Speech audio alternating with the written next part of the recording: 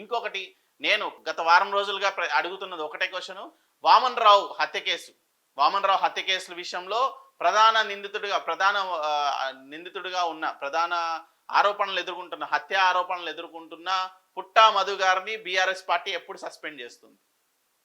పుట్టా మధుని ఎప్పుడు సస్పెండ్ చేస్తుంది? పెద్ద మనిషి ఆయన పాపం పుట్టా మధు గారు బీసీ లీడరు, రకరకాల వచ్చేస్తాయి పోర్ట్ఫోలియోస్ వచ్చేస్తాయి. ఒక అవినీతి పరుని ఏదైనా మాట్లాడితే రకరకాల పోర్ట్ఫోలియోస్ వస్తాయి.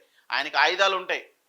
ఒక దొంగని, ఒక లంగని, ఒక ఇదిని ఎవడైనా ప్రజా వ్యతిరేక కార్యక్రమాలు చేసే వ్యక్తిని ఏదైనా మాట్లాడితే ఆ వెనకాల ఉండే ఆయుధాలు అలా హఠాత్తుగా పుట్టుకొస్తాయి.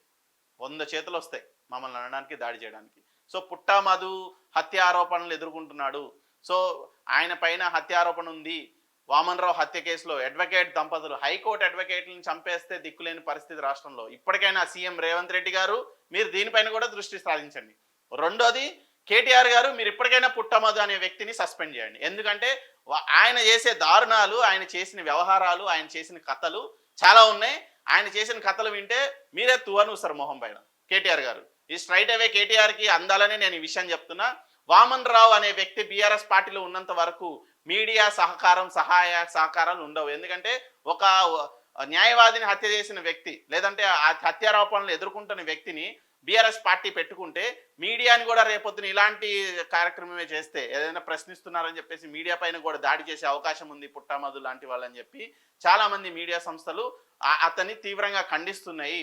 మేము బయట మాట్లాడుకుంటున్నాం. కేటీఆర్ గారు మీరు క్లియర్గా వినండి. బయట మీడియా సంస్థలు ఓన్లీ పుట్టా మధు అనే వ్యక్తి పైనే టార్గెట్ చేసి డిస్కషన్స్ జరుగుతున్నాయి గత నెల రోజులుగా. పుట్టా మధు చేసే అసాంఘిక కార్యక్రమాలు, ఆయన చేసే దొంగ పనులు, లంగ పనులు, నిజంగా రాజకీయాలతో సంబంధం లేకుండా ఆయన పవర్ని అడ్డం పెట్టుకొని, అధికారాన్ని అడ్డం పెట్టుకొని గతంలో బీఆర్ఎస్ పార్టీని బదలాం చేసిండు. ఇప్పుడు కూడా బీఆర్ఎస్లో ఉన్న పెద్ద నాయకులకి సపోర్ట్ లేకుండా చేస్తున్నాడు అంటే ఓన్లీ పుట్టా మధునే కారణం.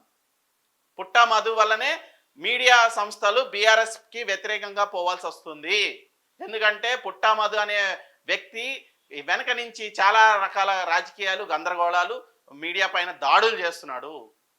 అది డిఫర్మేషన్లు అవ్వచ్చు, లేదంటే ఇంకా చాలా అవ్వచ్చు. చాలా విషయాలలో అతను చేసే నీచమైన పనులు చాలా ఉన్నాయి. కేటీఆర్ గారు మీరు ఇప్పటికైనా చర్యలు తీసుకుంటారా? లేదు అంటే మీరు ఇంకా మీడియాకి యాంటీ అవుతారా? మీ దగ్గర ఉన్న ఇంగ్లీష్ పేర్లతో ఉన్న ఛానల్స్ అన్నీ మీకు దెబ్బకొట్టచ్చు, కానీ నిజమైన ప్రజల్లోకి పోయే ఛానల్స్ కొన్ని ఉంటాయి. మా వీడియోలు యూట్యూబ్లో పోకపోవచ్చు, కానీ మా వీడియోని కట్ చేసుకుని గ్రూపుల్లో షేర్ చేసుకునే సంస్కృతి చాలా మందికి ఉంది. మా ఛానల్ లోగోతో సహా కట్ చేసేసి మేము చెప్పిన సబ్జెక్ట్ మాత్రం ఫార్వర్డ్ చేసుకుంటూ ఉంటారు. సో పుట్టా మధు అనే వ్యక్తిని బీఆర్ఎస్ పార్టీ నుంచి సస్పెండ్ చేయాలి. రేవంత్ రెడ్డి గారు గతంలో మీరు కూడా మాట్లాడారు ఇదే విషయం గురించి. వామన్ రావు హత్య కేసులో పుట్టా మధు అనే వ్యక్తి పైన ఎలాంటి చర్యలు తీసుకోబోతున్నారు అనేది కూడా చెప్పాలి. So thank you.